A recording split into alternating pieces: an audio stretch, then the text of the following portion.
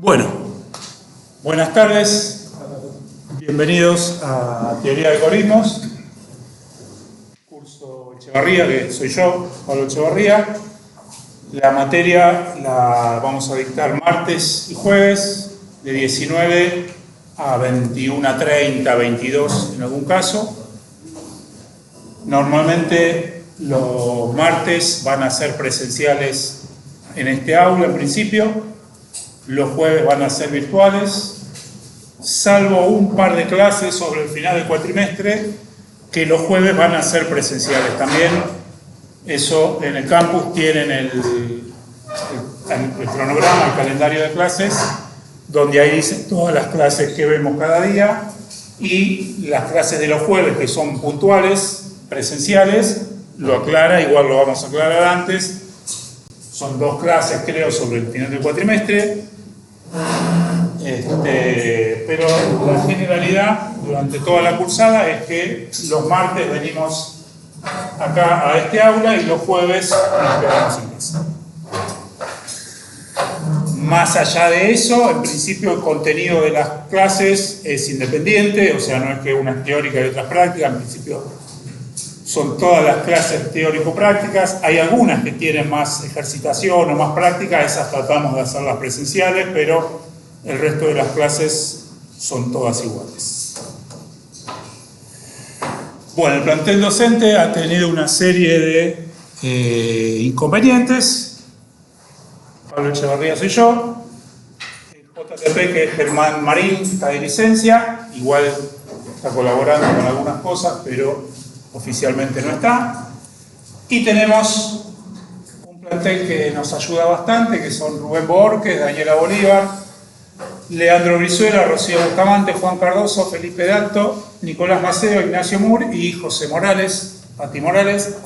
Son muchos. La idea es que, como ustedes también son muchos, lamentablemente, entonces, bueno, que puedan tener un contacto más cercano con cualquiera de nosotros, ya sea en las clases o en Slack o como fuera, para ahí no quedarnos con la duda y no quedarnos sin preguntar algo que nos surge.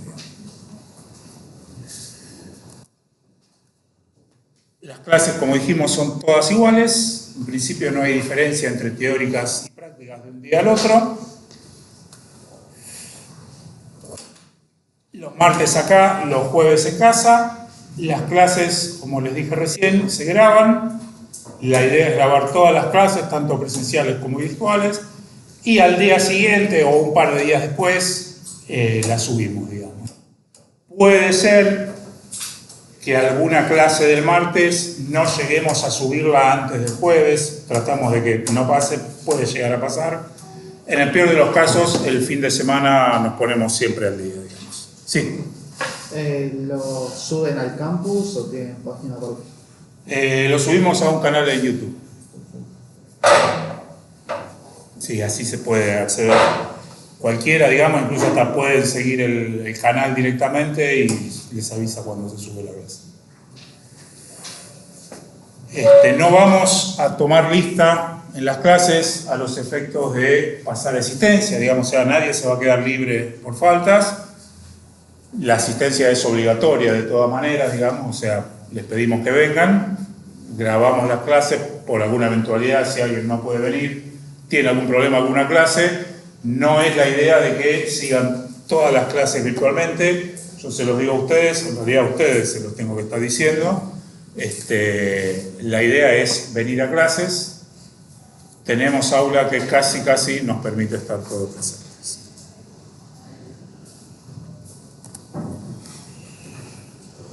Bueno, ¿qué más? Asistencia, ya dijimos, es obligatoria. ¿Qué quiere decir que sea obligatoria si no tomamos lista? Bueno, que lo que se hable en clase, ustedes lo tienen que saber, ¿no? Si yo en clase les digo que el parcial va a ser tal día, más allá de que lo tiene el calendario, cuando hay cambios o esas cosas, las tratamos de avisar por todos los canales correspondientes, pero siempre la última palabra es lo que decidamos en clase, ¿no? Así que si no vienen a alguna clase, traten de preguntarle a sus amigos, a ver, bueno, ¿qué se dijo en esa clase? ¿Hay algo que tenía que saber y no me enteré? Etcétera, ¿no?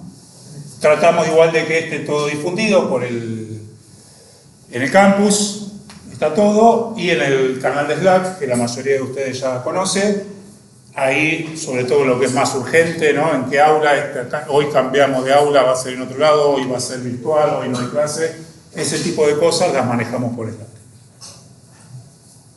Bueno, ¿cómo aprobamos la materia?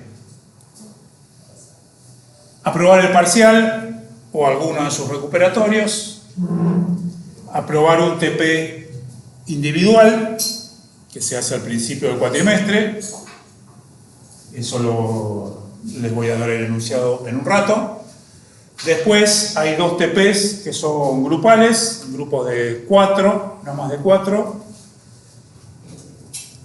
Y después aprobar una o 2 autoevaluaciones de algunos temas que no quedan afuera del parcial. El parcial es a la mitad del cuatrimestre, entonces hay varios temas que por un tema de cronograma quedan afuera del parcial y no tiene mucho sentido tomarlos como trabajo práctico, entonces son temas más bien teóricos que tienen que hacer una autoevaluación en el campus muy sencilla y con eso, con estos 4 puntos, aprueban la materia.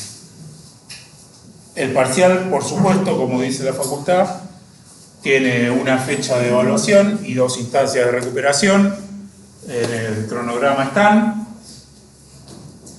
Y los TPs, dijimos un TP0 que les vamos a dar hoy, que es individual, y después 2 TP grupales.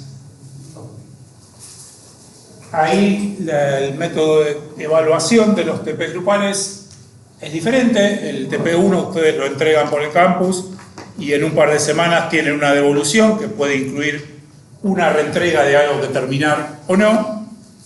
El TP2, como se hace sobre el final del cuatrimestre, no hay tanto tiempo para tomarnos 1 o 2 semanas para corregir, darles 1 o 2 semanas para reentregar, ya pasó Navidad. Entonces, el TP2 ustedes lo entregan por el campus, pero esa misma semana la defensa la van a hacer oralmente en grupo con sus ayudantes.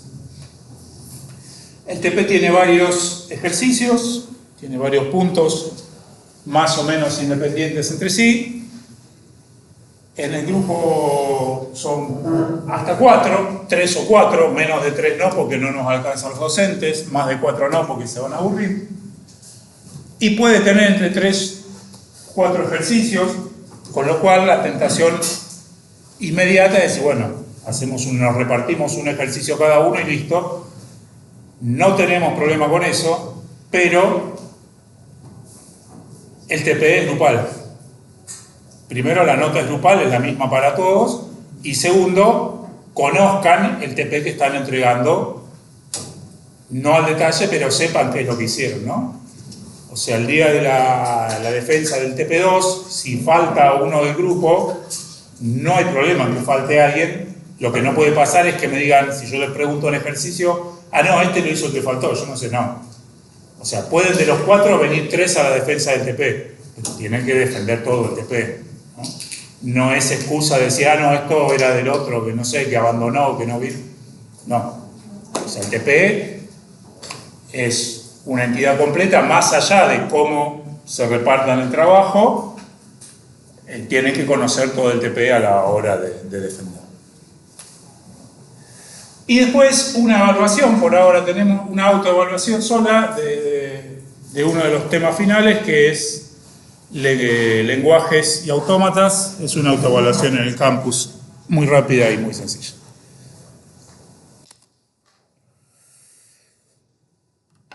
Bueno, correlativas para TVA 024, o sea, el plan nuevo de ingeniería informática, que es en el que están todos ustedes, porque el plan viejo de ingeniería informática no tenía teoría de algoritmos como obligatoria y el plan de licenciatura no tiene teoría de algoritmos como obligatoria, y como son tantos, ya no se ofrece, o por ahora no se ofrece teoría de algoritmos para las otras carreras, así que esta parte es más sencilla. Todos ustedes están en TVA 024, todos son ingeniería informática plan nuevo, todos tienen esta materia como obligatoria.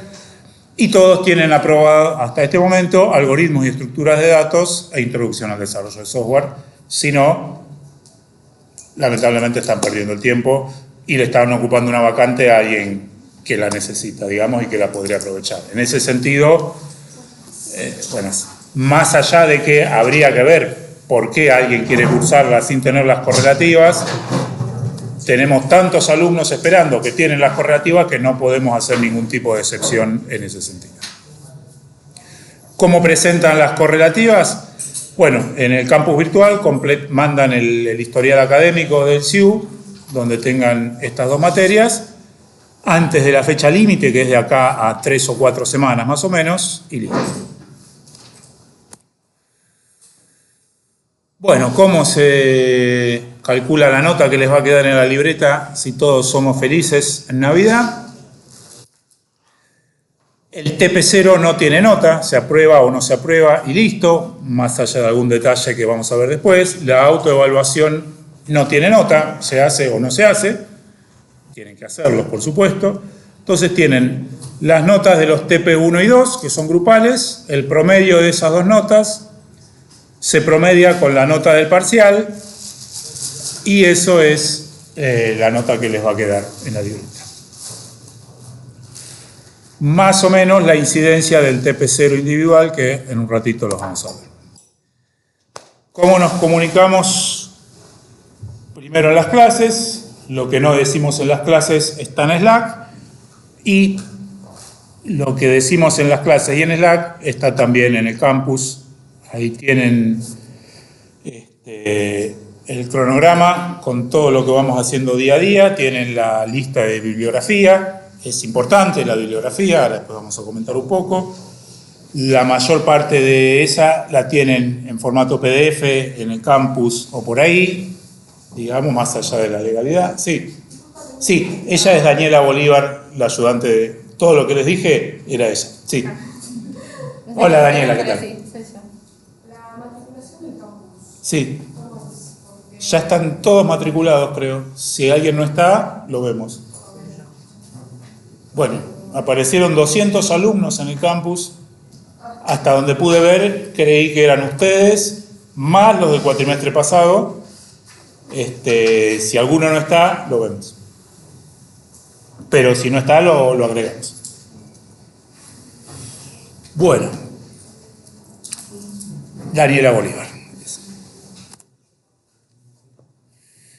Bueno, en el campus, les decía, ya deberían estar todos matriculados, lo vemos. Tienen también, o vamos a ir publicando en el campus, los enunciados de los TPs. Los TPs se entregan por el campus también, tanto el individual como los grupales. En el caso de los grupales, con que lo entregue uno solo del grupo es suficiente, no hace falta que lo entreguen 4 veces. Tienen este cronograma también, donde dice para cada semana, cada día, cuáles son los temas que vamos a ver,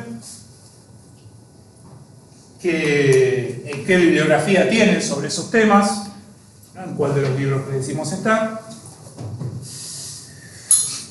Y tienen también algunos hitos, sobre todo de fechas de entregas de TP, de evolución de TP. Tienen los exámenes, el parcial es el 27 de octubre, martes. Primer recuperatorio, 17 de noviembre, también martes. Y el segundo recuperatorio ya es después del cuatrimestre, 10 de diciembre, porque el 8 es feriado, jueves. En ese caso, ese es uno de los jueves que va a ser presencial. El otro es el último día de clase, el 3 de diciembre, para la defensa oral del TP2. Hasta diciembre, los jueves son virtuales, los martes presenciales. Ahí veremos, y salvo alguna excepción, ¿no? Bueno, bibliografía. Ahí en el cronograma tienen toda la serie, una lista de apuntes, libros y fuentes que usamos. Particularmente usamos estos dos, sobre todo el primero, de Kleinberg y Tardos. Casi que hasta le seguimos el orden. Al otro, al de Cormen, también sacamos varias cosas de ahí. Es es interesante, es útil, además es necesario que lean también los temas, no se queden solamente con lo que damos en clase, que por ahí es más informal o no es tan profundo. Cada tema por ahí es un capítulo del libro o medio capítulo del libro que se puede leer en un rato sin demasiado complejidad. De vuelta, no es complicado un día o en un par de días sentarse y leerse un capítulo del libro. Ahora, si antes del parcial tienen que leer 10 capítulos del libro y el parcial es mañana, ahí sí es complicado, entonces no se dejen estar. No es que les vamos a pedir de memoria lo que dice el libro, pero ayuda, digamos. Sobre todo porque si no entienden lo que uno dice en clase, por el problema que fuera, bueno, no está mal que lo lean a alguien que lo explica diferente. Si no lo entienden en un libro, en el otro libro seguramente está, o sea, casi todos los temas están en estos dos o en algún otro. Entonces, a veces, si ven de vuelta la misma clase, y posiblemente tampoco lo van a entender, digamos, ¿no? Porque el problema está en cómo está explicado Más que nada, para ustedes, entonces, sí, depende del diferente. estilo, o sea que cada uno tiene que aprender, ¿no? Obviamente si todos están estudiando para ingeniería, ¿no? Creo que deben quedar algunos de licenciatura, pero el tema es que no todo el mundo, por más de que sea el mismo concepto, no todo el mundo lo entiende de la misma forma, ni se expresa de la misma forma, ¿sí? Entonces es como que ahí es cuando ustedes necesitan encontrar cuál es el que se parece más a la forma que ustedes tienen de pensar y de expresarse, ¿sí? Por eso que también, bueno, no sé si ya hablaste de las clases prácticas. Todavía no. Después hablamos de eso. No, pero eso es importante, decíamos, si no entienden lo que decimos en clase, más allá de preguntar y todo, bueno, capaz que el problema es de comunicación, o sea, no me voy a ofender porque no les guste cómo explico yo o porque no entienden cuando yo explico.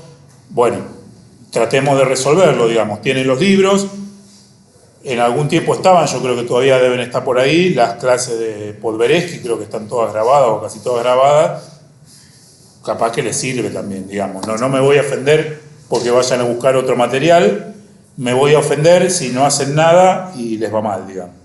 Entonces, la idea es que aprendan y aprueben, así que extrememos la imaginación para entender todos los temas, digamos. Otra cosa que todavía no tenemos, pero esta vez es de verdad un work in progress, guía de ejercicios. Hace 3 cuatrimestres que veo ese cartelito de work in progress. Este cuatrimestre es de verdad, ya estamos haciendo las primeras guías, así que en un par de semanas las van a tener. Mientras tanto, o para otros temas para los cuales no estamos haciendo las guías, vamos a usar las de Obuchwal o Podveresky, les vamos diciendo en cada caso. Pero ya en semanas nomás vamos a tener las nuestras. Bueno, ahí tienen links. Obviamente esta presentación la van a poder bajar en el aula virtual, así que el link al aula virtual no les va a servir de mucho porque ya lo tienen, si no, no pueden tener el link. Pero sí tienen también el Drive, donde está la bibliografía y material, y el canal de YouTube, donde están los videos. Bueno, práctica, clases prácticas y ejercitación de la práctica. Creo que querías decir algo de la práctica. Sí. Bueno, principalmente la mayoría debe estar más o menos en el tercer año, por ahí. Así que, si damos ejercicios, ¿no? Para que practiquen y todo. ¿La idea cuál es? Es, obviamente, por ejemplo, cada uno de nuevo. Bueno. Sí, antes otro. Eso lo voy a decir después. ¿Cuál es la idea? Por ejemplo, por más de que les damos un ejercicio, esto igual se ve más en matemáticas, pero acá también se ve. Cada uno tiene una forma de pensarlo, cada uno tiene una forma de, tal vez, por ejemplo, uno usa un diccionario, otro usa un vector. ¿Hay alguna diferencia realmente entre, o sea, si lo aplican, o sea, si lo aplican bien, es lo mismo si usan un diccionario o usan un vector de vectores, ¿sí? O usan una matriz, ¿no? Entonces, o sea, lo importante de las clases prácticas es que ustedes lo hagan, que ustedes lo piensen, ¿sí? Que vean para dónde lo van a hacer. Y si no traen los ejercicios, o sea, nosotros tenemos designados momentos para explicarlo, ¿no? Pero si nosotros lo único que vamos a hacer es venir y explicarles cómo hacer el ejercicio, o sea, de cero, y ustedes no traen nada pensado, muchas las prácticas no sirven. Es lo mismo que, por ejemplo, las guías. Por más de que les demos 20 o 25 ejercicios de las guías, si no las hacen o directamente las pueden hacer en ChatGPT y no piensan nada, no hay mucha diferencia entre hacerlas y no hacerlas, ¿sí? O sea, nunca van a saber si entienden o no entienden el concepto, y tampoco es como que, porque después cuando estén en el parcial, ¿qué va a hacer? O sea, tienen que escribir el pseudocódigo. Si nunca practicaron ustedes de cero escribir el pseudocódigo, no, o sea, no va a haber preguntas. Si no hay preguntas, después viene el parcial. Y en el parcial, o sea, ahí es cuando se van a dar cuenta si siguieron o no siguieron, si entendieron o no entendieron, ¿sí? O sea, es como que, tal vez para revisar o para darse una idea, yo no estoy en contra de la IA, pero fíjense cuándo o cómo la usan, ¿sí? Eso, y bueno, por el otro lado, que al final lo vamos a hacer, el parcelito, ¿sí?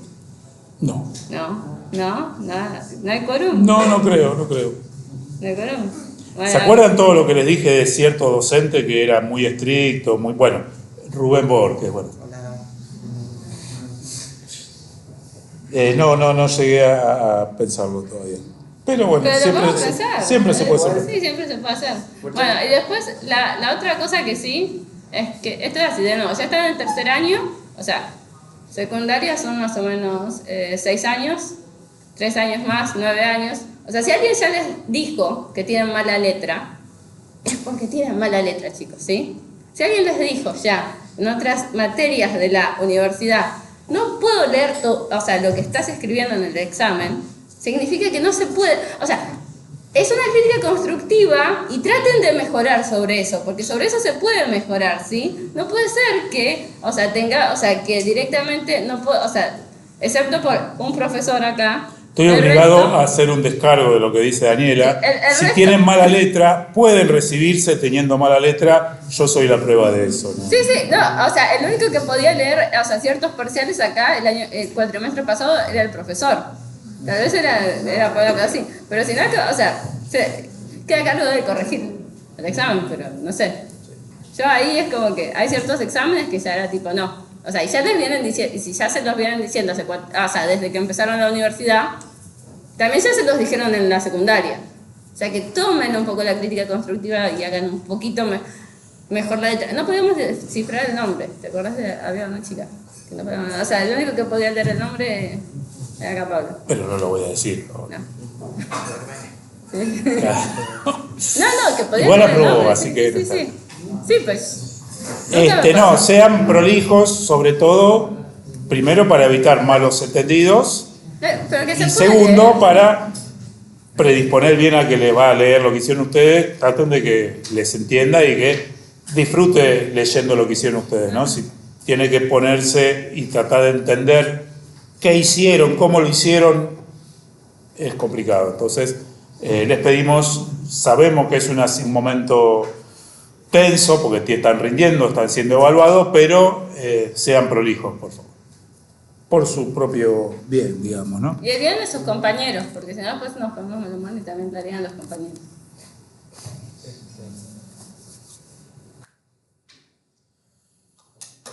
Bueno, dudas en cuanto a lo organizativo. Qué bien. Qué bien.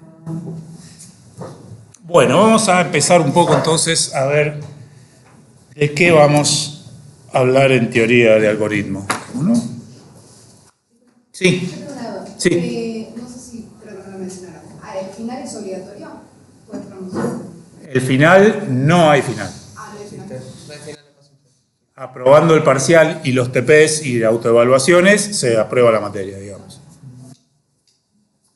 Sí. ¿Por qué medio podríamos hacerlo a usted o antes? Lo más rápido es Slack. Slack. ¿Por Slack? Sí. Slack, por el campus también, por Slack es más rápido.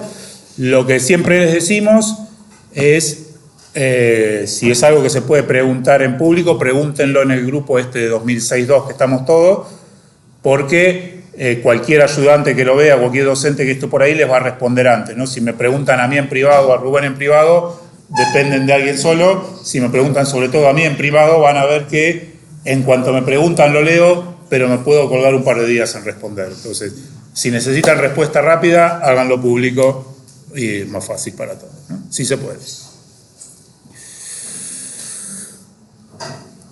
Bueno, como el nombre de la materia lo dice, vamos a ver algoritmos, vamos a estudiar algoritmos, vamos a desarrollar algunos, pero sobre todo vamos a estudiarlos, vamos a ver qué algoritmos se usan para resolver determinados problemas y nos vamos a centrar en problemas complejos, ¿no? Problemas que sean complejos de resolver, largos, con mucho esfuerzo computacional.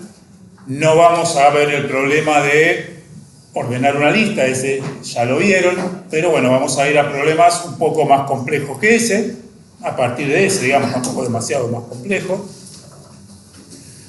Vamos a ver diferentes estrategias que hay para resolver esos problemas, con la idea de, obviamente no vamos a ver todos los problemas que pueden surgir, pero la idea es que tengan diferentes estrategias y ante un problema nuevo puedan reconocer o identificar qué tipo de estrategia se podría aplicar para resolverlo.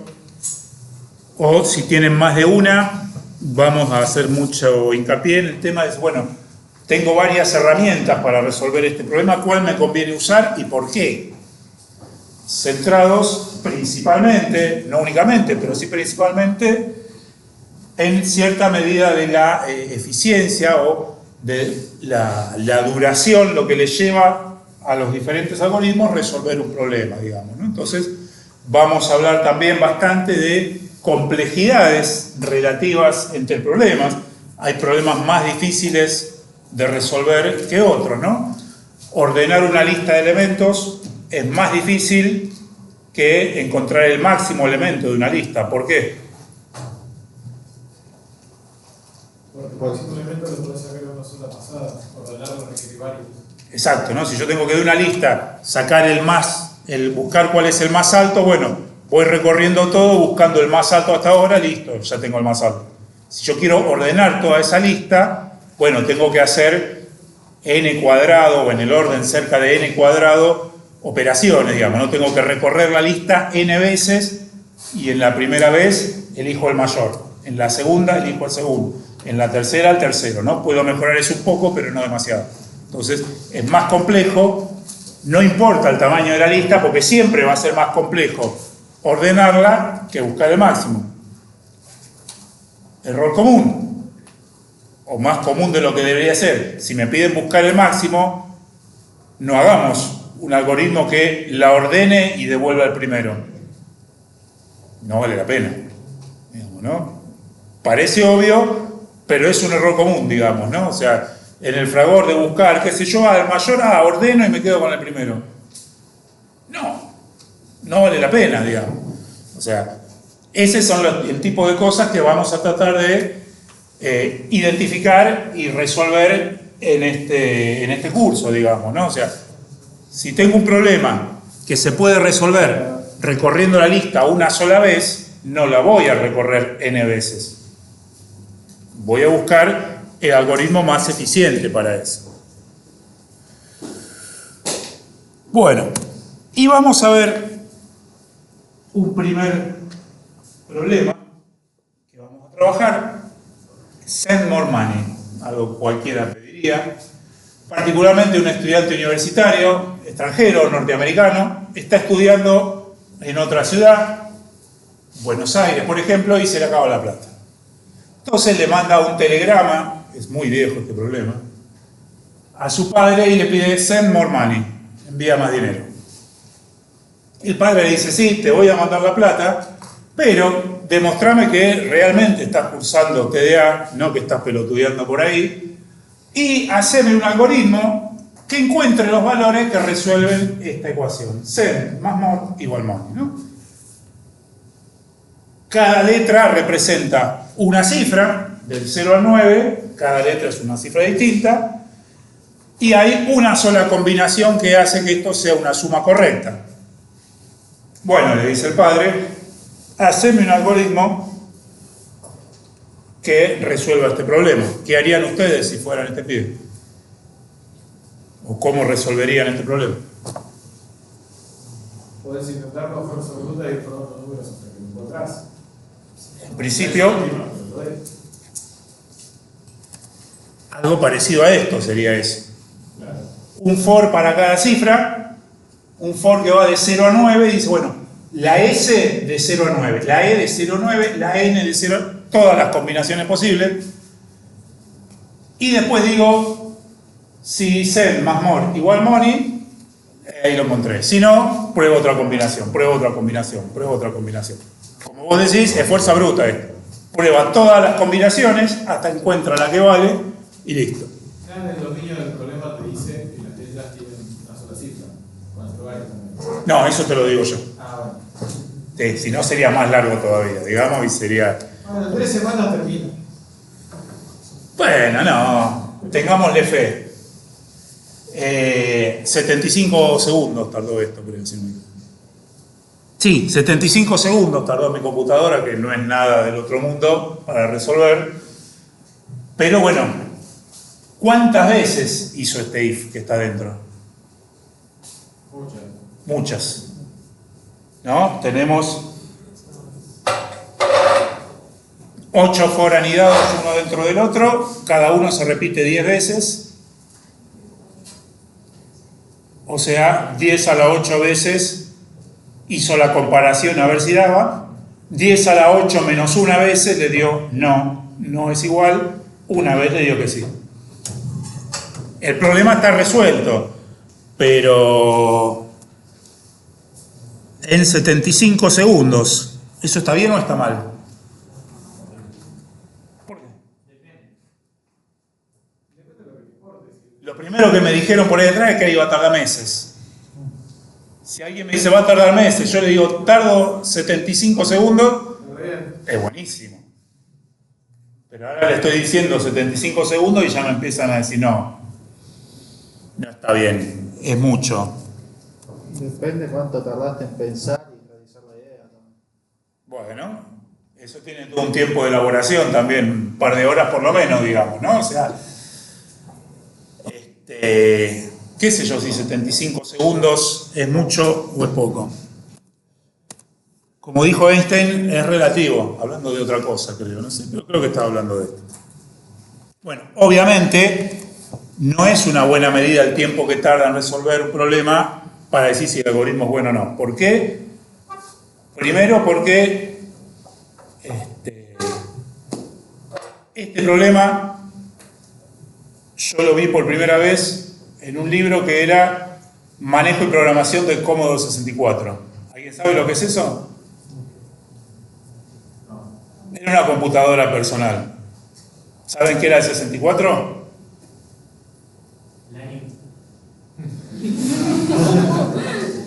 Tomame el nombre de este muchacho.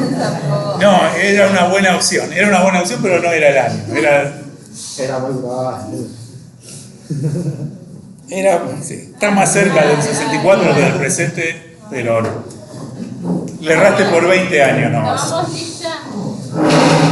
Sí, ahora después tomamos. 64 era la capacidad de memoria, 64K tenía la memoria. Ah, 64K de RAM. No, 64K de todo, de RAM, de ROM, de BIOS, no había. Era 64K para todo. Y ahí sí, este programa tardaba meses, digamos, ¿no? Entonces, ¿qué pasó? ¿El problema antes era difícil y ahora es fácil? ¿No? Antes tardaba realmente meses y ahora tarda 2 minutos. ¿Se hizo más sencillo el problema? No, es igual de complejo. O sea, cambió brutalmente el tiempo que tardó para resolverlo porque la herramienta cambió. O sea, cambió en varios órdenes de magnitud. Entonces, evidentemente, usar solamente el tiempo para evaluar un algoritmo no me sirve porque el algoritmo sigue siendo el mismo, depende de dónde lo ejecute, el tiempo va a ser completamente diferente. También depende con qué problema lo ejecute, puede tardar más o menos, digamos, ¿no? Entonces, lo que a mí me interesa, o lo que yo voy a usar para tratar de ser más equitativo, digamos, Es decir, bueno, tengo que ver cuántas veces, o la cantidad de instrucciones, la cantidad de pasos que tiene que correr el software, digamos. Ahí aparecen otros problemas, digamos, ¿no? Bueno, ¿qué es un paso? ¿Qué son los pasos que doy o no, digamos, ¿no?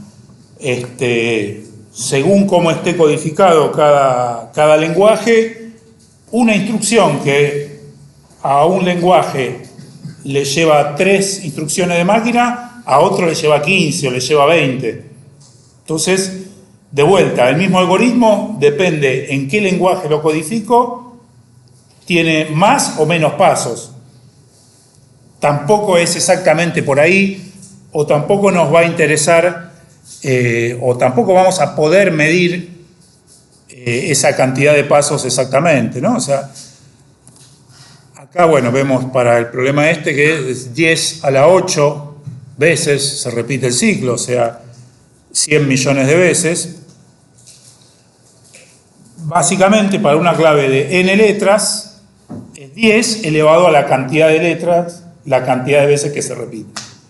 Entonces, lo que nos va a interesar para elaborar, para medir la eficiencia del algoritmo, es eso, básicamente, ¿no? Si yo le agrego una letra más a este problema, ¿cómo varía el tiempo de ejecución? En el peor caso, 10 veces más. Exacto. Cada letra que le agrego se multiplica por 10 el tiempo que va a tardar en resolverlo, ¿no? Si en vez de 8 letras tengo 9 letras diferentes, bueno, tardé 2 minutos, voy a tardar 20 minutos. Y si son 10, voy a tardar 200 minutos, 3 horas. En vez de 8 letras diferentes, 10 letras diferentes, me fui a más de 3 horas, ¿no? De 2 minutos a más de 3 horas. Lo que nos interesa es cómo va creciendo la cantidad de veces, la cantidad de pasos que da la computadora, que da el algoritmo, cuando crece el tamaño del problema. Digamos, ¿no? Porque básicamente eso sí, que se mantiene independiente de en qué lenguaje o en qué implementación estoy haciendo. Para resolver un if, tengo 3 instrucciones máquina o tengo 25, no me interesa, porque sé que eso se va a mantener constante. O sea, van a ser siempre 3 o van a ser siempre 25, o va a ser algo que varíe, pero no depende de mis datos, digamos. El compilador decidirá cuándo son 3 y cuándo 25, no tengo poder sobre eso.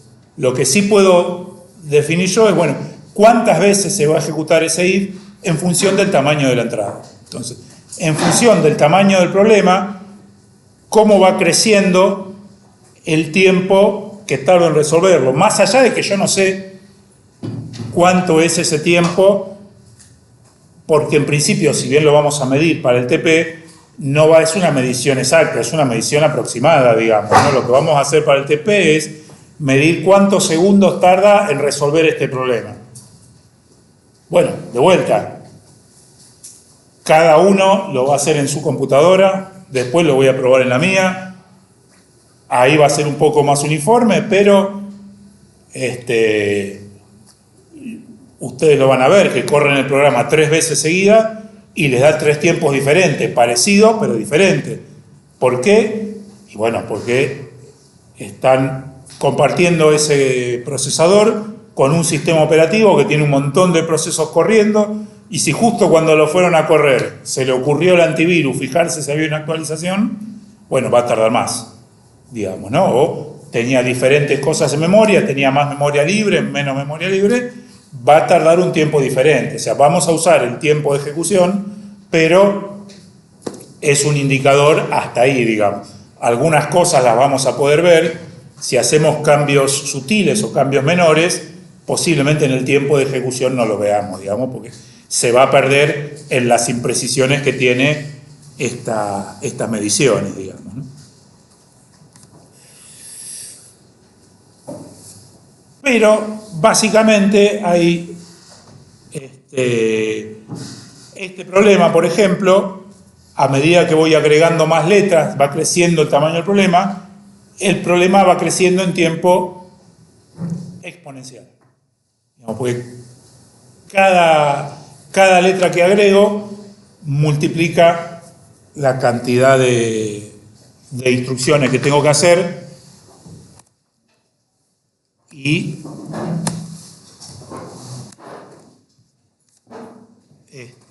me va a demorar ahí.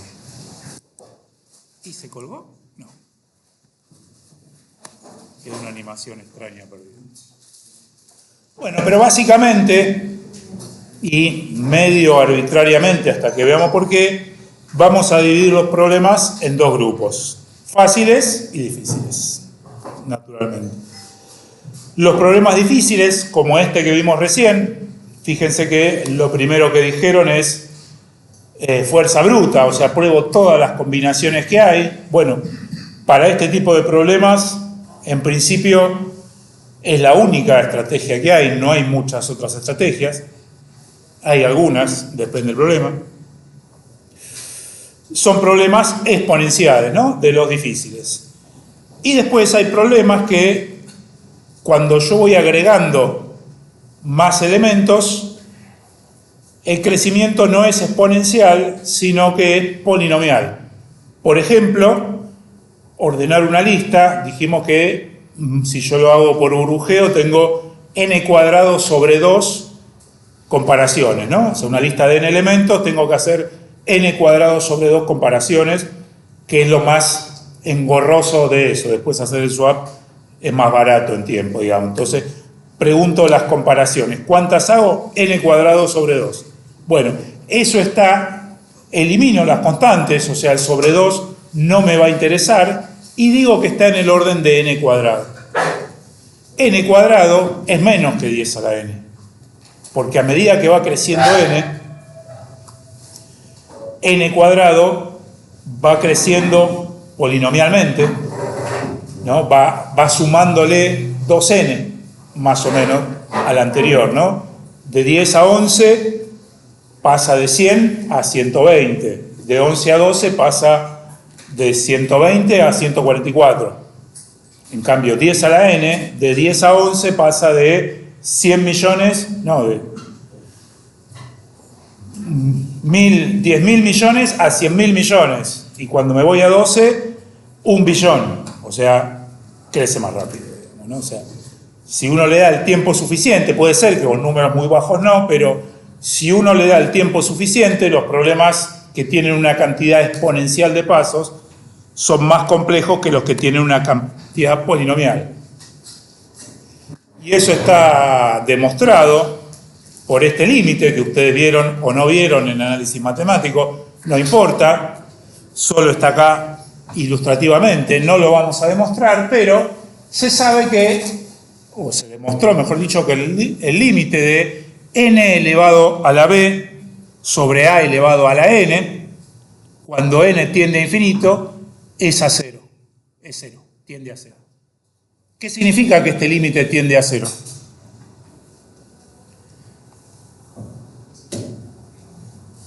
Que a a la n crece más rápido que n a la b. Exacto. O sea, esto es una división. Digo, a y b son constantes. A medida que n va creciendo, que esto sea cada vez más cercano a 0, significa que el de abajo crece más rápido que el de arriba, ¿no? Siempre que a sea mayor que 1, ¿no? Por supuesto. Cualquier constante mayor que 1, si no sería al revés. Y para cualquier b, ahí sí no importa, este límite es siempre a 0. O sea, lo que decíamos recién, a la n crece más rápido que n a la b. O sea, una constante elevado a la n crece más rápido que cualquier constante elevado a la b. Aunque a sea 2 y b sea 1.000.000, 2 elevado a la n crece más rápido que n elevado a la 1.000.000. Ustedes me van a decir, bueno, cuando n igual 2, 2 a la 1.000.000 es más grande que 2 al cuadrado. Sí, sigamos aumentando el valor de n y va a llegar un momento en que a elevado a la n, 2 elevado a la n, va a ser más grande que n elevado a 1.000.000. Digamos. Esto es lo que dice este límite, digamos, ¿no? Cualquier exponencial crece más rápido que cualquier polinomial. Por eso decimos los problemas exponenciales son difíciles y los problemas polinomiales son fáciles, entre comillas, ¿no? O sea, o son más fáciles de resolver o más rápidos de resolver que los problemas que requieren un número exponencial de pasos, ¿no? Por eso se fijó entre esos dos la diferencia entre ambos. Bueno, y hay problemas que no tienen o que no son estrictamente polinomiales o estrictamente exponenciales. Por ejemplo, hay problemas que tienen un orden logarítmico de pasos. Bueno, el logaritmo se puede asociar a un polinomial. El logaritmo de n en cualquier base es menor que n. Entonces, bueno, si tengo n multiplicado por logaritmo de n, eso es menor que n cuadrado siempre, ¿no? Porque n es igual a n, logaritmo de n es menor que n, entonces puedo reemplazar logaritmo de n por un orden más de n, que sigue siendo polinomial, y lo puedo arrimar ahí, digamos, ¿no? Entonces, sé que si algo logarítmico es polinomial también. Y tengo factorial, tenemos algunos problemas que tienen una cantidad factorial de pasos, bueno, es exponencial también. ¿Por qué? Y porque factorial de n es 1 por 2 por 3 por 4 por n, es obviamente menor que n por n por n por n, n veces, ¿no? Entonces, es menor que un exponencial feo, pero es menor, bueno, es exponencial también, ¿no? Es menor que este exponencial caprichoso, puede ser mayor que otro exponencial, pero está en el orden de los exponenciales. Digamos, cualquier otra cosa que aparezca habrá que ver, pero no se escapan de esto, ¿no? O sea, polinomial no me importa en qué orden, puede ser n al cuadrado como ordenar una lista, n a la 1 como buscar el mayor, es polinomial de orden 1. Si es constante, es polinomial de orden 0. N a la 25 es polinomial de orden 25, sigue siendo polinomial. O es logarítmico, o es factorial, o es exponencial. El 99% de los problemas que vamos a ver termina estando en alguna de estas 4 situaciones.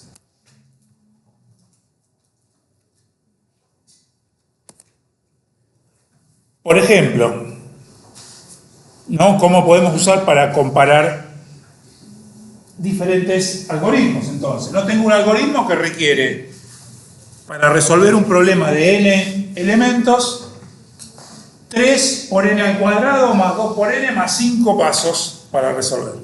Y hay otro algoritmo que requiere 2 por n al cuadrado más 3000 por n más 200 pasos. Digo, bueno, ¿cuál es mejor o cuál es peor? Son iguales. No, uno es 3 por n al cuadrado más 2 a la n más 5, el otro es 2 por n al cuadrado más 3000 por n más 200. El segundo. O sea, sería... ¿El segundo es más fácil o más difícil? No me acuerdo Más qué pregunta. fácil. Es más fácil. ¿Por qué? Porque no tiene n cuadrado. Ah, no. Los dos claro. tienen n cuadrado. Sí, pero está multiplicado por uno menos. Bueno, pero yo lo voy a usar, lo que no te dije es que lo voy a usar para resolver con valores de n que van entre 1 y 100.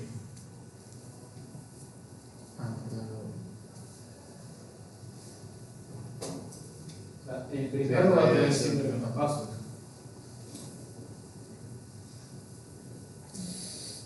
Todo depende del valor de n. Pero dijiste que está entre 1 y 100. Ah, entre 1 y 100 el primero va a tener siempre menos pasos, digamos, ¿no? Ahora si n tiene otro valor... El primero es mejor. Bueno, pero ya depende mucho entre estos dos algoritmos, que como dijimos son los dos polinomiales. En donde n se vuelve mayor a 3000, empieza a ser mejor el segundo. Claro, ¿no? Porque este es, en principio, n por n por 3, y este es n por n por 3000. Entonces, bueno, cuando n es mayor que 3000, el segundo, el primero es más grande, el primero más chico. El segundo es más chico. Bueno, es bastante sutil esto y depende de el tamaño del problema, ahí sí, de la cantidad de n, que muchas veces no lo sabemos o no nos interesa al principio. Vamos a decir que estos dos problemas son equivalentes, o en principio tienen una complejidad equivalente. ¿Por qué? Porque nos interesa el mayor orden, o sea, crecen los dos en orden n al cuadrado, y vamos a las constantes no nos van a interesar. ¿Se acuerdan que dijimos que ordenar una lista por burbujeo era n al cuadrado? Pero en realidad los pasos que hago es n al cuadrado sobre 2. Bueno, el sobre 2 lo sacamos porque es constante. Acá el 3 y el 2 los eliminamos. Entonces, los dos problemas van a crecer en un orden de magnitud n al cuadrado. O sea, a medida que n va creciendo, los dos requieren una constante por n al cuadrado pasos, más otras cosas por órdenes menores. Pero el orden que me interesa a mí, que es siempre el mayor orden, es n cuadrado para ambos. Entonces, en principio, son equivalentes, ¿no? Supongamos que n crece mucho, entonces realmente el orden n y los 5 pasos, los 200 pasos no me interesan. El 2 por n y el 3000 por n ya tampoco. Únicamente tiene trascendencia 3n cuadrado contra 2n cuadrado. Sí, el primero crece más rápido, pero siempre va a estar un 50% por arriba del otro. No es que se escapa y se va yendo a una distancia mucho mayor. Siempre que termina el segundo, dejo pasar la mitad del tiempo más y termina el primero también. Entonces, crecen en el mismo orden, crecen en la misma proporción. A los efectos de analizarlo, lo único que tengo que hacer es conseguir una computadora que sea un 50% más rápida para el segundo y ya están iguales. Entonces, el algoritmo, en cuanto a su desarrollo, puedo decir que son equivalentes, tienen la misma complejidad. Los dos están en el orden de n al cuadrado. Eso me dice otra cosa. Yo no voy a estar midiendo cuántos pasos exactamente da, porque no tiene sentido, porque depende en principio del tamaño de n y ya ir hasta ese nivel depende también de la suerte o de cómo me venga presentado el problema, ¿no? Si la primera solución que le doy al problema de send more money justo coincidía, y no tarda nada. Ese tardaba 75 segundos porque lo hice ir hasta el final. O sea, encontraba una solución, seguía buscando otras. Así me aseguraba de una sola. Pero si yo digo, en cuanto encontré una solución, salí, y yo ya no sé cuánto va a tardar. Siempre digo, bueno, ¿cuánto va a tardar? En el primer caso. En el peor caso. ¿Cuál es el peor caso? Y que la solución sea la última combinación que probaste o que no tenga solución. Tuviste que probar todas para darte cuenta que no haya resolución. Entonces, bueno, ahí lo puedes decir, pero hasta que no probaste la última no te enterás. Entonces, recién ahí puedo decir, no hay respuesta, este problema no tiene sentido. Antes de resolver el problema yo no lo sé. Entonces no sé cuánto va a tardar, depende en qué paso encuentre la solución. Por eso siempre lo analizamos para el peor caso posible, digamos. No tenemos que hacer el esfuerzo o el trabajo de pensar que vamos a tener que hacer todas las combinaciones. Si estamos buscando algo de que no lo va a encontrar, ¿cuánto va a estar buscando hasta darse cuenta que algo no está?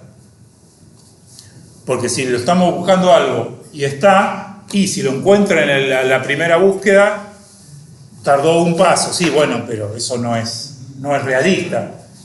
Para un solo valor te da que lo encuentre en el primer paso. Y vamos a usar, o hay, mejor dicho, se usan diferentes notaciones, ¿no?, que la van a ver en la bibliografía. La primera es O de n, o de algo, en este caso O de n cuadrado, que me dice que la función crece a lo sumo al ritmo de n cuadrado. Es la notación que vamos a usar normalmente, digamos, ¿no? En el peor de los casos, ordenar una lista crece en el orden de n cuadrado. Si la lista ya estaba ordenada, la recorre una sola vez, y si el algoritmo es más o menos piola, se da cuenta que no hizo ningún intercambio, en n pasos terminó, la revisó toda, estaba ordenada, listo. Está bien, pero ese no es el peor caso. El peor caso es que esté toda despatarrada, que esté ordenada al revés.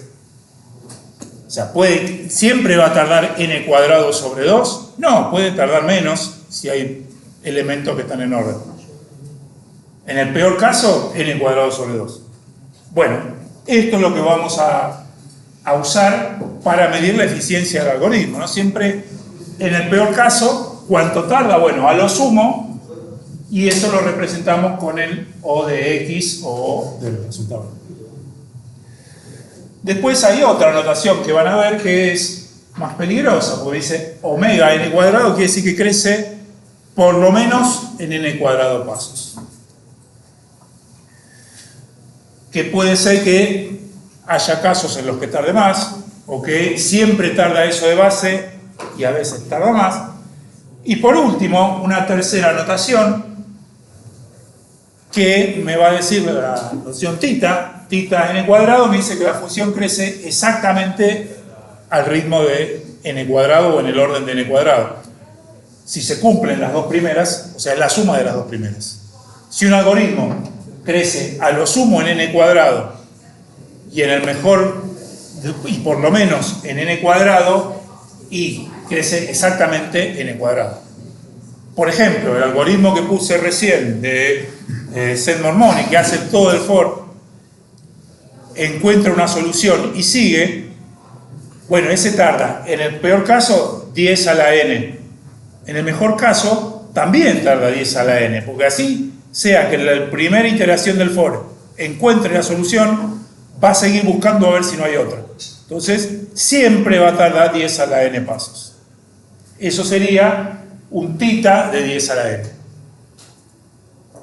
La que vamos a usar normalmente es la primera O de algo, que dice, bueno, en el peor caso, a lo sumo va a tardar un determinado orden de magnitud, pero les pongo las otras dos porque en la bibliografía están, las usan bastante alternadamente, entonces acá me está hablando de omega. ¿Qué es omega? Si el orden de magnitud era O. Bueno, son diferentes formas de decir lo mismo, ¿no? Y hay más, ¿no? O grande o chiquita.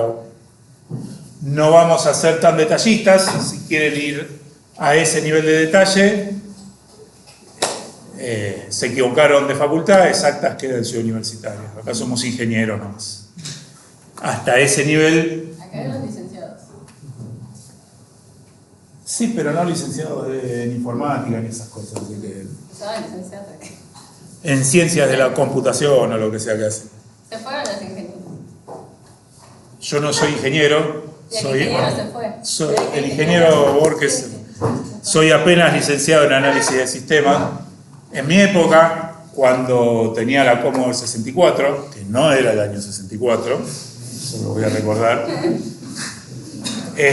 no existía ingeniería en informática en esta universidad, así que imagínense. Imagínense, ¿desde cuándo está la ingeniería en informática? A ver. No tengan miedo, no tengan miedo. 72. 95. O sea, ¿quién dijo 72? O sea, yo cursé antes del 72. 95, chicos. No había nacido en el 72. En el 86 sí, pero no tampoco. El primer plan es el plan 1986, por eso dije 86. Pregunta capciosa, le hubiera puesto en el parcial. No. El plan es el plan 86, no es del 86, es del 99. O sea, desde el 99 que está la ingeniería en informática. Lo que pasa es que seguía los lineamientos del plan 86, entonces seguía el plan 86. Como no había una, dijeron es 86, pero en realidad es del 99. Yo me recibí en el 99, así. Terminé la licenciatura, apareció informática, dije, vamos a hacer ingeniería informática. Hice todo el último año de ingeniería informática, cursé física 1, aprobé la cursada y no volví nunca más. Así que esas cosas de física 1, física 2, física 3, análisis 3, esas cosas que tienen ustedes, o que tenían ustedes. No te perdiste nada. No. Es que esa fue mi conclusión. Terminé de hacer las últimas del último año de ingeniería y dije, no siento que me esté faltando nada. Chao. Bueno, en fin. Pero vamos a usar en ingeniería simplemente el ODN para saber que las funciones crecen a lo sumo a determinado ritmo. Igual, tengan cuidado porque yo soy un licenciado en análisis de sistemas, hay gente en el plantel docente que es licenciada en matemáticas, así que ojo con eso, ojo con esa gente. En que vienen exactas, en que le gusta que la gente escriba, y sepa, que escriba, escribir, ¿no? No poner palabritas, sino escribir. Hay una gran diferencia entre poner palabritas. Son juristas. Nada más escribir. No, es más que nada la forma de expresarse. Hay una forma de expresarse, chicos, hay una forma de expresarse que es tipo, recién terminé el secundario, y hay otra forma de expresarse que es tipo, ya estoy en la universidad, ¿sí? Y también igual se nota también en los TPs. Cuando, tipo en los TPs siempre lo que hacen es agarrar y se dividen ¿cómo es que se llama esto? Se dividen los ejercicios. Y se nota cuando uno es mucho más maduro que otro en la forma de expresarse y de escribir, ¿sí? Eso se nota. Aunque no lo crean, se nota. Sí. No porque sea licenciada en matemáticas, a todos nos gusta que se expresen y que escriban y que hablen. Cuatrimestre pasado hubo un alumno que dijo, yo me anoté en sistemas porque pensé que no iba a tener que hablar. Si es el caso de alguno de ustedes, no me lo diga, por favor. Porque van a tener que hablar, lamento decirle, y van a tener que interactuar con sistemas que se llaman personas y van a tener que intercambiar información y es complejo. Sobre todo hablen entre ustedes un poco, porque se nota mucho en los TPs, cuando escribe uno y cuando escribe el otro, la diferencia del nivel de una persona y de otra. Se nota mucho. Bueno, entonces podemos ver a partir del ejemplo que vimos que la primera estrategia para resolver un problema es fuerza bruta, digamos, ¿no? Básicamente lo que hace es buscar en todo el espacio de soluciones posibles, todas las soluciones posibles que hay, ¿no? Todas las combinaciones que hay para estas 8 letras, bueno, en cuál de esas combinaciones me da el resultado de la suma que quiero y listo, ¿no? Es la forma más simple para resolver un problema, es la primera que se nos ocurre, pero también es la más ineficiente o una de las más ineficientes. ¿Por qué? Y porque hace eso, porque busca todas las soluciones posibles. ¿Y por qué les parece que dije yo que para este problema era la única forma de resolver lo que había?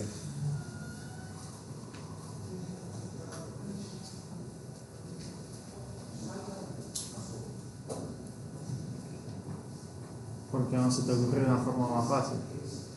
Porque no se me ocurrió y ahora te digo que no hay. Salvo algún detalle que se pueda mejorar, pero... ¿Cómo? ¿Cómo lo harías por backtracking?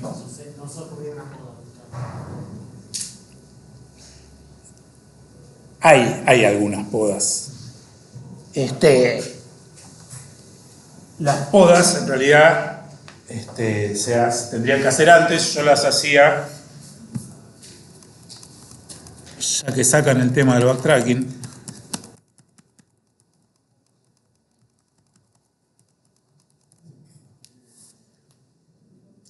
Las podas están todas las porquerías que pregunto en el if, que es Luis Arrasque. Hay algunas podas, no cualquier combinación es válida.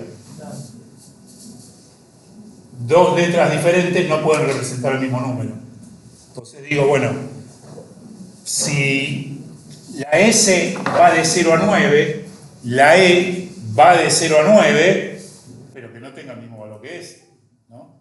Si a S le asigné 0, a E le asigno 0, no sigo probando porque sé que por ahí no es. Yo ahí todo eso lo puedo podar. Entonces, hasta ahí se puede hacer por backtracking, no más que eso, digamos. Podés evitar duplas repetidas. ¿Cómo? Podés evitar duplas repetidas. Cuando no sumas, sabes que 2 más 3 es lo mismo que 3 más 2. Entonces ya probaste esa tupla, cuando te toca al revés, vas a evitarlo. Más o menos, porque no necesariamente aparecen una sola vez cada letra. O sea, las letras aparecen en diferentes lugares de la combinación, entonces no necesariamente al revés, intercambiados los valores, me da lo mismo. Que S sea 0 y S sea 1 no es lo mismo que S sea 1 y S sea 0. Pero en la posición particular en la que estás en la suma, sí. Depende, habría que ver en cuáles, en algunos casos puede ser, sí, en otros no. Pero bueno, este tipo de problemas no admite más solución que fuerza bruta. ¿Qué otro problema no admite más solución que fuerza bruta? ¿Qué es este problema? ¿Un tendido mínimo en un grafo? No, ese tiene solución, ese tiene solución. Más básico. Que hicieron hoy, seguro que usaron un problema que solo se resuelve con fuerza bruta. Cualquier contraseña, o sea, es un problema de criptografía. ¿Por qué cualquier contraseña requiere fuerza bruta? Y porque la gracia de la contraseña es que no sea fácil.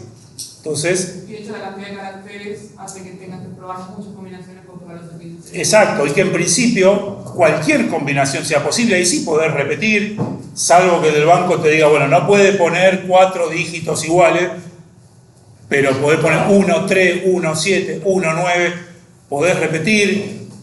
Ahora te dice, no, y también pueden ser caracteres, mayúsculas, minúsculas, o sea, tenés 10 caracteres con 50 combinaciones posibles. Bueno, eso es 10 a las 50 combinaciones posibles que hay y que no te da ninguna pista, que una no sea, que la siguiente no sea. Entonces ahí no te queda otra que usar fuerza bruta. Porque precisamente el valor de cada elemento es prácticamente independiente de todos los demás. ¿Por qué no es del todo independiente? Ahí cuando empiezan, bueno, tiene que haber por lo menos una letra en mayúscula, por lo menos una letra en minúscula. Bueno, hay algunas combinaciones que no son válidas. Las que no tienen mayúsculas o las que no tienen minúsculas, las puedo descartar. Pero proporcionalmente son muy pocas las que descarto. ¿No? Eso lo hago más para obligar al tipo a mezclar cosas que para incluir más combinaciones, porque sé que la mayoría de la gente va a hacer o todo mayúscula o todo minúscula. Entonces digo, bueno, como ya sé que el usuario es así, lo obligo a combinar, porque sé que las alternativas combinando mayúsculas y minúsculas en cualquier orden son mucho más que solo mayúsculas o solo minúsculas, digamos. Entonces, es un problema que puede ser muy corto, porque pueden ser 10 caracteres, 4 caracteres, ¿no? Hacer un orden para los 9 puntitos del celular, bueno, ya es un montón de combinaciones. Entonces, para ese tipo de problemas no queda otra que fuerza bruta, porque están hechos así, digamos, están pensados para que sean lo más complejos posible de resolver. Si uno encontrara una forma fácil de resolver esos problemas, sería un problema muy grande para todos.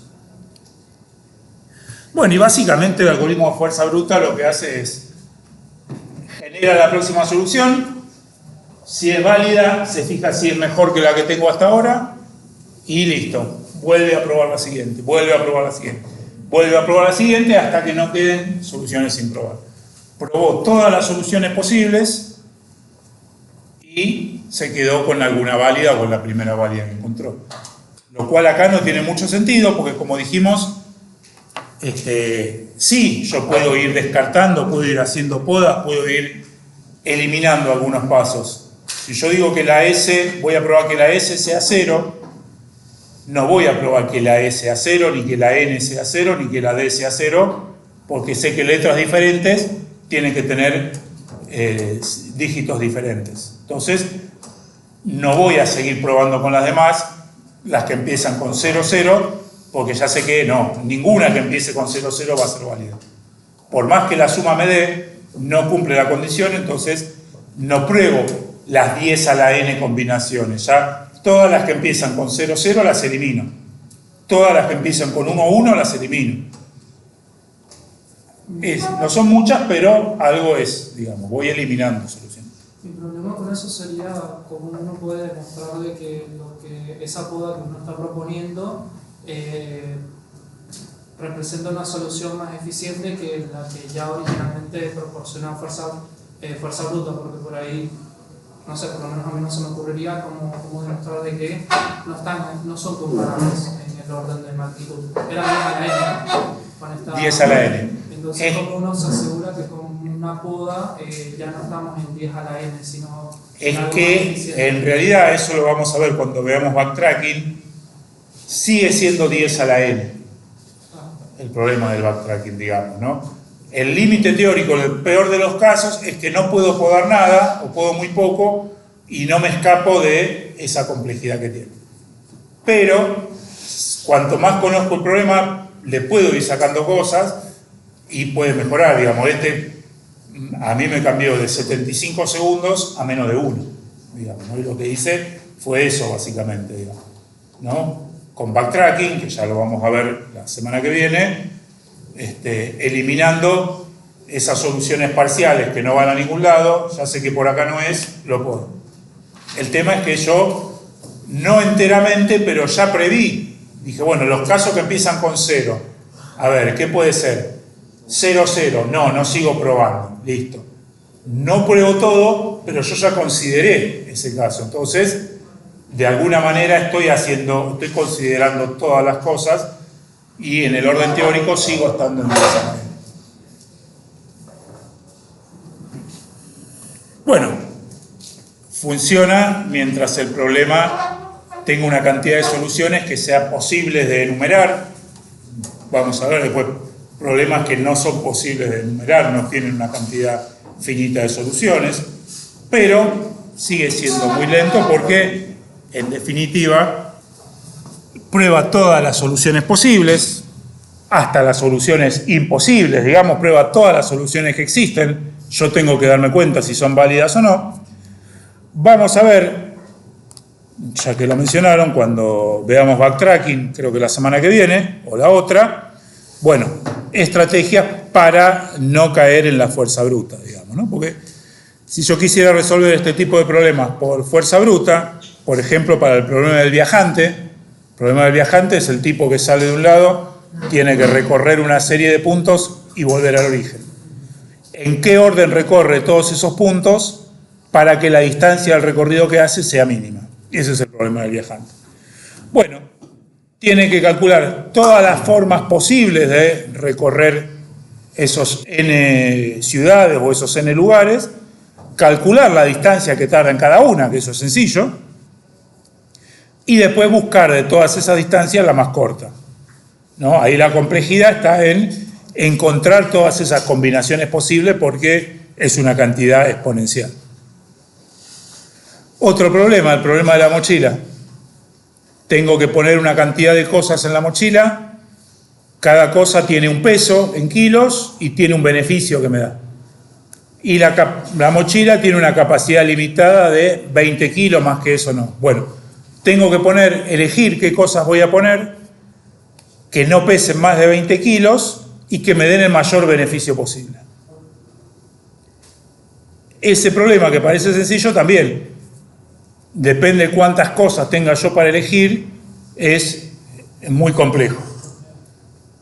¿Qué es lo que hace el fuerza bruta para resolver eso? Bueno, prueba todas las combinaciones posibles, después se fija, esta era la más beneficiosa. Sí, pero esta era meter todas las cosas, no te caben. Ay, no me di cuenta, bueno. A ver la siguiente, a ver la siguiente, a ver la siguiente. Prueba todas las combinaciones, sean válidas, no sean válidas. Esta es válida. Sí, esta solución que me das es no meter nada. Y bueno, es una solución posible. Meter solo el primero, meter solo el segundo, solo el tercero. Estás ocupando 1 kilo de la mochila. Es una solución. Yo las tengo que probar todas, dice fuerza bruta. Entonces, prueba todas esas y después de las que sean válidas, se queda con la mayor. El problema de scheduling, de intervalos, también lo mismo, ¿no? El problema de scheduling es yo tengo que realizar una serie de tareas, algunas que otras se superponen en el horario que se hacen y bueno, tengo que elegir qué tareas voy a hacer para poder hacer la mayor cantidad posible o para obtener el mayor beneficio, depende cómo sea. De vuelta, pruebo todas las combinaciones de tareas, tacho las que no son válidas y de las que quedan busco la mayor, digamos, ¿no? O sea, siempre es este patrón. Genero en el primer ciclo, en el paso 1, todas las soluciones del espacio, ¿no? O sea, todas las soluciones posibles, sean válidas o no. De esas soluciones, una vez que hice todo ese trabajo, recorro la lista de soluciones una sola vez, tachando las inválidas y quedándome con la mayor de las válidas y listo. Pero hice antes el esfuerzo de recorrer todas las soluciones. Ahí está la complejidad de la fuerza bruta. Y como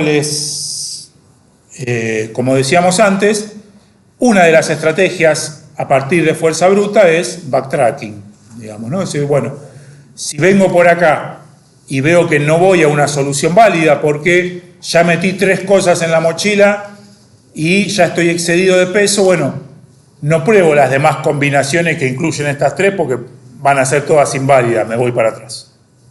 Entonces saco alguna, por eso backtracking, doy un paso para atrás, saco la última y pruebo a partir de ahí a ver qué hay.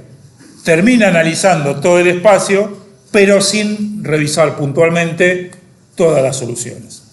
Pero eso lo vamos a ver más adelante. Fuerza bruta recorre todo. Bueno, un poco la idea de esto es que ustedes vean cómo vamos a analizar, digamos, así como hoy analizamos fuerza bruta o como vimos fuerza bruta, que en realidad es muy sencillo, no hay demasiado para analizar, vamos a ir viendo todas estas estrategias a lo largo del cuatrimestre para resolver problemas, ¿no? División y conquista, algo ustedes ya vieron o ya deberían haber visto, vamos a ver un poco más.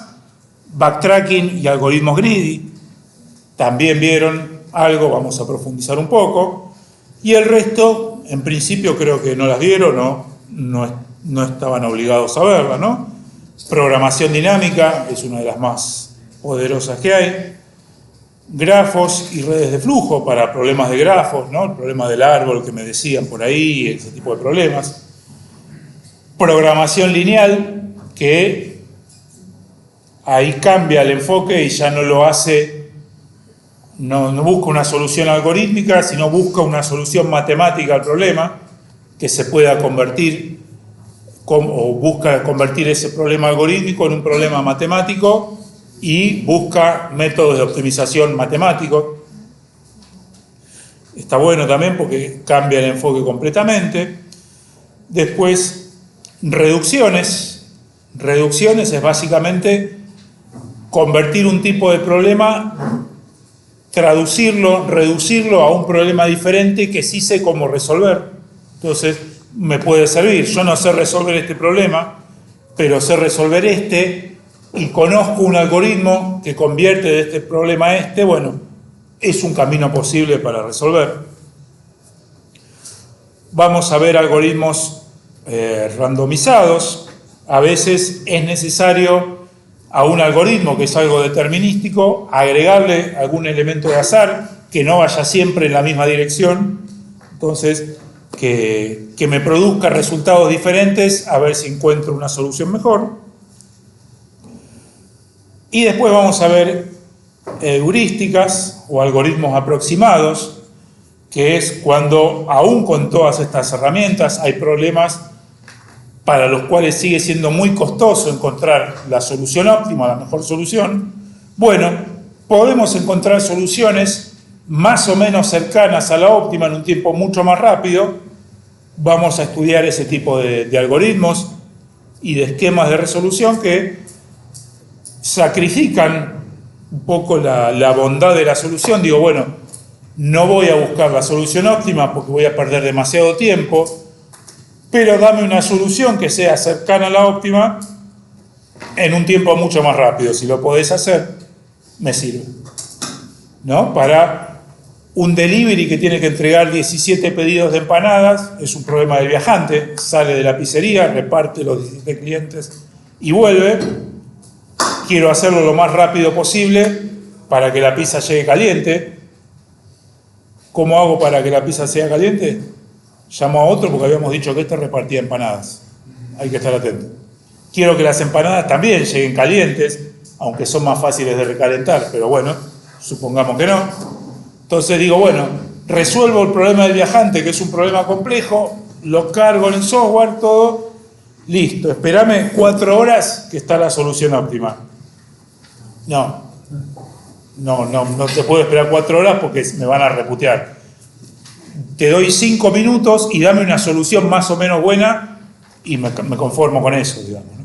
Entonces, hay problemas en los cuales yo no me puedo dar el lujo de esperar la solución óptima. Necesito una solución ya, aunque no sea óptima, pero si es una solución que tarda 5 minutos más que la solución óptima, bueno, no voy a esperar 4 horas para ahorrarme 5 minutos. A eso vamos con los algoritmos aproximados o heurísticos. Y después autómatas, vamos a ver sobre el final, que es lo podríamos definir como una aproximación teórica a todo esto. Es la base sobre la que se fundamenta todo lo demás. No lo damos al principio del cuatrimestre porque queremos profundizar un poco más en el código, es el tema más teórico de todo, pero en realidad todo está derivado a partir de la teoría de autómatas, digamos. Así que va a haber cosas que le decimos esto es así porque es así. Por ejemplo, los problemas polinomiales son buenos, exponenciales son malos. Esto es así porque es así. Cuando veamos autómatas vamos a ver que tiene una razón de ser, como ya la demostró Alan Turing hace 80 años, 90, muchos años. Bueno, preguntas hasta acá. Un poco estos temas son los que vamos a ver a lo largo del cuatrimestre. La idea es que cuando salgan de acá, ustedes se enfrenten a algún problema y digan, bueno, esto lo puedo resolver por programación dinámica, esto lo puedo resolver por backtracking, y sepan reconocer el problema y sepan identificar la herramienta que mejor les va para cada problema en particular. Si consiguen hacer eso y además aprobaron la materia, yo me quedo contento. ¿Los vamos a ver en ese orden? Casi que sí, sí. Sí. Más o menos sí. Está en el cronograma, el orden creo que es ese sábado. Bueno, entonces, si no hay más preguntas hasta acá, ahora vamos a ver el TP0. El TP0 es individual, como ya dijimos, lo hacen en su casa y lo van a tener que entregar de acá a 2 semanas. El problema habla de números primos y habla de cuarteto, no habla de música, habla de cuartetos de números primos. Es sencillo, dice los números 11, 13, 17 y 19 tienen una característica interesante a criterio de vaya a saber quién. Son 4 números primos y están en la misma decena, ¿no? Entre 10 y 20 tengo 4 números primos. Eso no pasa seguido, entre 20 y 30 no hay 4 números primos, entre 30 y 40 no hay. El siguiente caso en que eso pasa es entre 100 y 110, ¿no? 101 es primo, 103, 107 y 109, ¿no? En una decena hay 4 números primos. Bueno, ya hicimos nosotros un programa que calcula y muestra todos los cuartetos de números primos entre 1 y 1.000.000, que es eficaz pero no eficiente. ¿Por qué es eficaz pero no eficiente? Porque encuentra todos los cuartetos de números primos de 1 hasta 1.000.000, pero tarda 31 horas en llegar a resolver eso, digamos, ¿no? Entonces, lo que le vamos a dar el código de ese problema que está en Python, y lo que les vamos a pedir es que corrijan corrijan, modifiquen ese problema, no hay que corregirlo porque el problema funciona. Que lo modifiquen para hacerlo más eficiente, para mejorar ese tiempo de 31 horas, y se puede mejorar en mucho, por supuesto, ¿no? O sea, este programa lo hizo por primera vez, que yo sepa, un docente de la cátedra, que no voy a decir quién es, solo voy a decir que lo hizo en su Commodore 64. No sé por qué se ríen, hay un montón de docentes de la cátedra que ustedes no conocen, así que están suponiendo cosas innecesarias. Obviamente, el problema que hice en la Commodore 64 no era este, porque si este que tarda 31 horas en la PC lo corría en la Commodore, chao. Pero aún así tardaba bastante, digamos, ¿no? Entonces, este programa, este código que les vamos a dar, que es este que está acá, muy cortito, es muy mejorable. Básicamente, es una función que va desde 1 hasta 1.000.000 y se dice si el número i es primo, i más 2 es primo, i más 6 es primo, i más 8 es primo, entonces imprime esos 4 números y vas así. Y una función es primo que le dice si un número es primo o no. Esto es lo que ustedes tienen que trabajar, a partir de ahí mejorarlo para que tarde menos de 31 horas, mucho menos de 31 horas, digamos. ¿Y qué es lo que les vamos a pedir en esta entrega? Primero, definir qué es lo que suponen, cuáles son las condiciones de entrada que requiere este programa, qué es lo que suponen ustedes, bajo lo cual funciona. Algún detalle de diseño, básicamente estructuras de datos que estén usando o que usen, que vayan a usar ustedes. Un análisis de complejidad, o sea, ¿no? Les pedimos que analicen la complejidad temporal de este algoritmo que está acá, o sea, si es n cuadrado, n al cubo, n no sé qué, lo que fuera, y la complejidad temporal del resultado que dan ustedes, que no necesariamente va a ser mejor, puede ser que sea la misma, digamos, ¿no? O sea, pero que el algoritmo en sí, en la práctica, sea mucho mejor. Seguramente no va a ser peor, porque si no, no lo mejoraron, pero puede ser que la complejidad teórica, si este algoritmo estaba en n cuadrado, siga siendo n cuadrado, pero mucho mejor igual, digamos, eso puede pasar. No debería ser peor, eso sí, puede ser igual o mejor. Y después le pedimos que grafiquen esos tiempos de ejecución, ¿no? Medir y graficar los tiempos de ejecución para los números hasta 200.000, hasta 400, 600, 800 y 1.000.000 por lo menos. ¿Por qué por lo menos? Si ustedes hacen un programa muy rápido y que resuelve todos los casos hasta 1.000.000 en menos de un segundo, el gráfico con 200.000, 400.000 va a ser una porquería.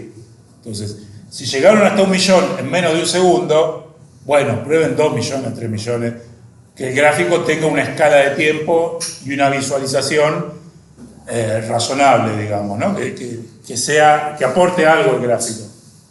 Digamos que, ¿no? Hay gráficos. Entregan un gráfico que es así. No, es creciente. Sí, pero la hoja tiene tamaño y tu gráfico está en 1 centímetro. O sea, ¿por qué esta escala? Bueno, cambia esta escala. O sea, este gráfico es el mismo gráfico que este, simplemente cambiando la escala, ¿no? O al revés. En cambio, así. ¿Y qué es eso? Esto es lineal, es exponencial, es cuadrático, es cúbico. Usar el espacio, tenés toda una hoja para llenar. Bueno, llenar una hoja con el gráfico con información relevante. No, tal vez también lo que pasa es que si agarran, por ejemplo, les da que es exponencial, ¿verdad? Pues si agarran los primeros, digamos, hasta los 100, no, por 500 tal vez. Si agarran hasta los 500, tal vez lo que les queda es una gráfica más o menos así, ¿no? El tema es que después de esto es como que empieza a saltar. y se empieza a ir para arriba, ¿sí? Entonces es como, por ejemplo, tal vez cuando llegan al millón por ahí es cuando se empieza a notar que es exponencial. Al principio es como que te puede llegar a subir, o sea, subir, bajar y una cosa así, pero no les queda algo tan exponencial, tan marcado como si agarran los números más grandes, ¿sí? Recuerden lo que dijimos al principio de la clase. Este programa, bueno, pues mírense cómo mide el tiempo.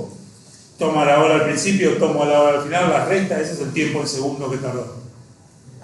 Si justo en ese momento el sistema operativo estaba limpiando la memoria en desuso, estaba haciendo otra cosa, eso los va a afectar en el resultado. Entonces, si el programa de ustedes es muy rápido, esas boludeces que hace el sistema operativo mientras tanto, u otra aplicación, se van a ver. Ahora, si el programa tardó más tiempo, tardó 10, 15 segundos, bueno, que entre medio del sistema operativo se haya puesto a hacer algo, no los va a afectar. Entonces, fíjense eso, que el gráfico termine siendo algo relevante.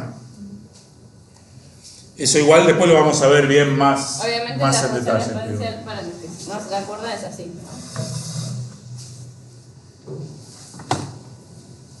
Una consulta, si para una cierta cantidad de datos, cada vez que se ejecuta el programa, el tiempo cambia. ¿El TP explica más o menos cuál es el tiempo de referencia que yo tengo que tomar? Si es un promedio. Acordate lo que dijo Albert. El tiempo es relativo. No, o sea, no te dice nada el tiempo. O sea, este tiempo que yo te dije, 31 horas, te lo pongo para que decir, no lo corras hasta 1.000.000 porque va a tardar. O sea, vas hasta 15 minutos y si se colgó, no, capaz que está. Probalo con 100.000, 10.000 y listo, ¿no? Si le cambiaste algo, pero no le cambiaste mucho y tarda, fíjate eso. ¿A qué voy? No, el tiempo es relativo, pero te vas a ir dando cuenta. O sea, si con 1.000.000 no te dice nada, bueno, probalo con más o probalo con menos. La comparación, y aparte a esto iba, sí, lo vas a correr varias veces y te va a dar varios tiempos diferentes. Toma el mejor de esos y listo, digamos, ¿no? No sé. Tampoco lo estén corriendo una, otra, hasta. Háganlo 4 o 5 veces, les puede dar tiempos diferentes, pero más o menos cercanos, consideren ese y listo. De todas maneras, contradiciendo todo lo que dije hasta recién, los programas van a ser evaluados por el tiempo que tarden. Por el tiempo que tarden en mi computadora, porque si no va a ganar el que tenga la mejor computadora. Entonces, los programas que tarden, que más rápido sean en mi computadora,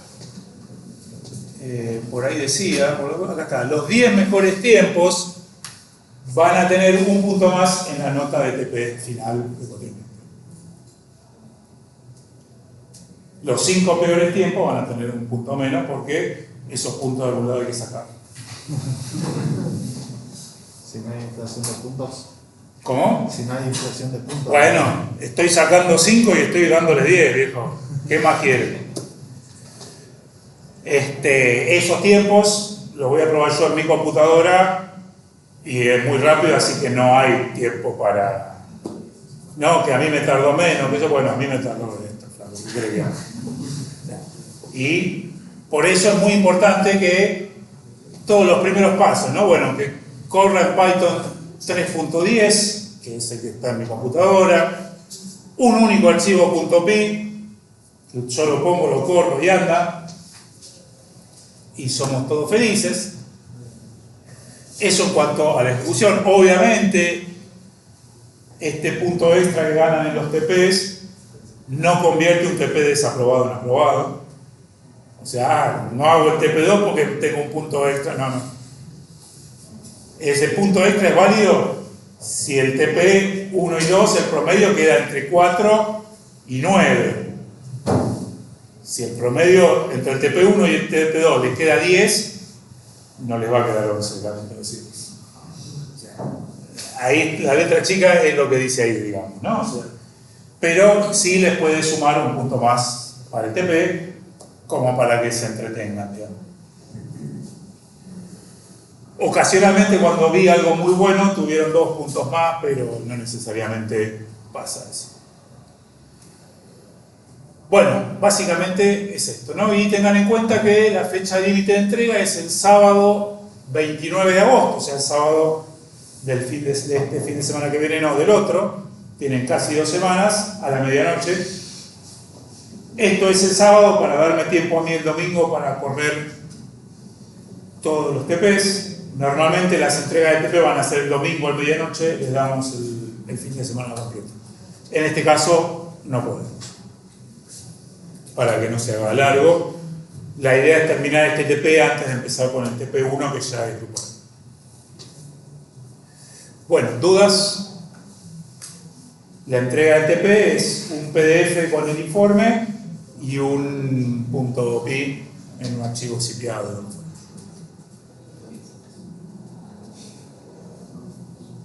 ¿La asignación de los grupos lo siguen haciendo ustedes? El TP0 es individual. Sí. Para el TP1 y 2, los grupos se los vamos a dejar armar a ustedes. Pueden hacerse amigos. Háganse amigos entre ustedes. Consejo, háganse amigos ahora, pero no se comprometan, no sea cosa que el otro abandone la materia y pueden esperar un par de semanas para conocerse, para ver cómo trabaja el otro también, para lo que quieran, digamos. No, el TP... ¿Alguna clase práctica? El TP1, tenemos acá el calendario.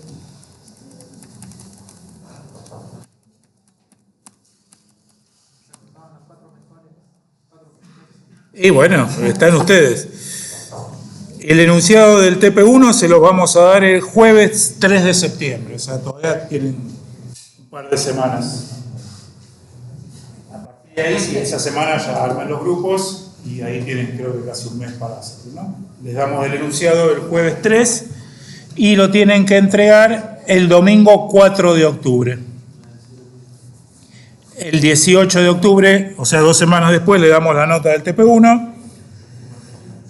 Ahí ya van a estar entretenidos con el parcial. Y el 3 de noviembre les damos el enunciado del TP2.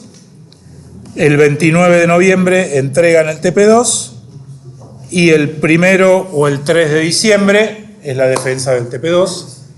Y somos todos felices. Bueno, dudas que les hayan quedado, consultas. Sí. Consulta del informe. ¿Hay una estructura base o qué funciones hay que...? Ahí estaba la serie de puntos, las cosas que tienen que incluir. Queda a criterio de ustedes. Confiamos en su criterio ingenieril para hacer informes mínimamente decentes. Y que ya están en tercer año, más o menos. Bueno, si no hay más dudas, si no hay más preguntas, por hoy dejamos acá. Sí. Es una buena pregunta eso. Para el TP0, no. Para el TP1 y 2, en principio sí lo vemos, salvo que sea algo muy raro, pero en principio sí, habría que charlarlo, no sería problema. Para el TP0, no. Eso es importante. Para el TP0, tengan en cuenta que están haciendo una reingeniería de un software que ya existe, ¿no? Si alguien les pide eso en su trabajo, que suele ser el primer trabajo que hacen, modificar el código que es otro, no pueden modificar los prototipos de las funciones. O sea, pueden agregar otras funciones, bueno, poner, pero las que están se tienen que mantener, porque si no, rompen el código. Tengan en cuenta eso. Sí, siéntense chicos, no terminamos todavía.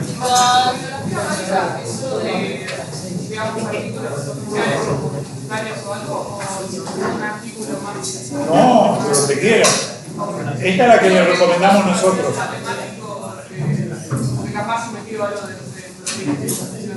Sí, todo bienvenido. O sea, esto en general es básico. Vas a encontrar muchos libros, o sea, de diferentes autores que lo ven de forma diferente y que, o sea, que lo explican. No necesariamente más profundos, pero por ejemplo, yo en general terminé leyendo otros libros que no están acá en la bibliografía.